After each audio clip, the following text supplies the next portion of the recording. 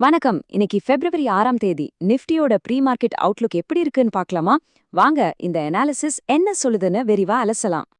சரி, நம்ம அனாலிசிஸ்குள்ள போறதுக்கு முன்னாடி ஒரு ரொம்ப ரொம்ப முக்கியமான அறிவிப்பு.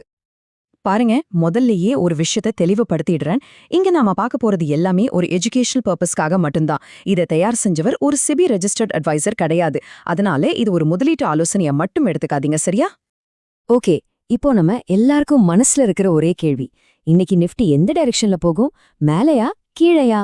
வாங்க இந்த அனாலிசிஸ் என்ன சொல்லுதுன்னு பார்க்கலாம். இன்னைக்கு என்ன நடக்கும்னு தெரிஞ்சுக்கிறதுக்கு முதல்ல நேத்து என்ன நடந்துச்சுன்னு பார்க்கணும் இல்லையா? வாங்க நேற்றைய மார்க்கெட் நிலவரத்திலிருந்து ஆரம்பிக்கலாம். நேத்து, அதாவது பிப்ரவரி 5ஆம் தேதி, நிஃப்டி ஸ்பாட் 25,642லயும் நிஃப்டி ஃபியூச்சர் 25,725லயும் க்ளோஸ் ஆச்சு. இது ரெண்டுக்கும் நடுவுல ஒரு வித்தியாசம் இருக்கு பாத்தீங்களா? அதுதான் நம்ம அனாலிசிஸோட ஹீரோ. ஆமாங்க, அந்த 82 புள்ளிகள். இதுதான் பிரீமியம்.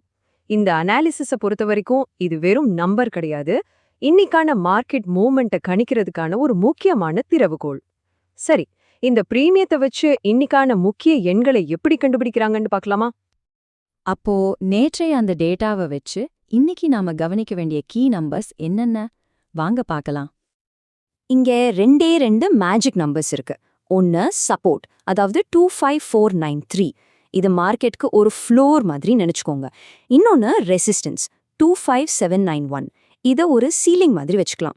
இந்த அனாலிசிஸ் என்ன சொல்லுதுன்னா, மார்க்கெட் இன்னைக்கு பெரும்பாலும் இந்த ஃப்ளோருக்கும் சீலிங்க்கும் நடுவுல தான் டிராவல் ஆக வாய்ப்பு இருக்கு. சரி, நம்பர்ஸ் தெரிஞ்சிருச்சு. ஆனா இது வச்சு என்ன பண்றது? வெறும் எண்களை தாண்டி இந்த சோர்ஸ் ஒரு ட்ரேடிங் ஸ்ட்ராட்டஜியும் கொடுக்குது. அது என்ன யுக்தின்னு இப்ப பார்க்கலாம் வாங்க. அந்த ஸ்ட்ராட்டஜிக்குள்ள போறதுக்கு முன்னாடி ஏடிஎம் ஸ்ட்ரைக் பிரைஸ்னா என்னன்னு ஒரு செகண்ட்ல பாத்திரலாம். ரொம்ப சிம்பிள். நிஃப்டியோட கரண்ட் மார்க்கெட் பிரைஸ்க்கு ரொம்ப கிட்ட இருக்கிற ஆப்ஷன் ஸ்ட்ரைக் பிரைஸ் தான் அது. இது தெரிஞ்சாதான் அடுத்த ஸ்டெப் புரியும். இந்த யுக்தி ஒரு 3 ஸ்டெப் தான். ஸ்டெப் 1, ஏடிஎம் ஸ்ட்ரைக்குகளை அடையாளம் காணுங்க. குறிப்பா 25,600 மற்றும் 25,650. ஸ்டெப் 2, டார்கெட்டை கவனிங்க. இந்த ஸ்ட்ரைக்குகள்ல இருக்கிற கால் அல்லது புட் ஆப்ஷனோட வேல்யூ 128ல இருந்து 298 வரைக்கும் போகலாம்னு ஒரு கணிப்பு இருக்கு. இப்ப ரொம்ப முக்கியமான ஸ்டெப் 3, ஸ்டாப் லாஸ்.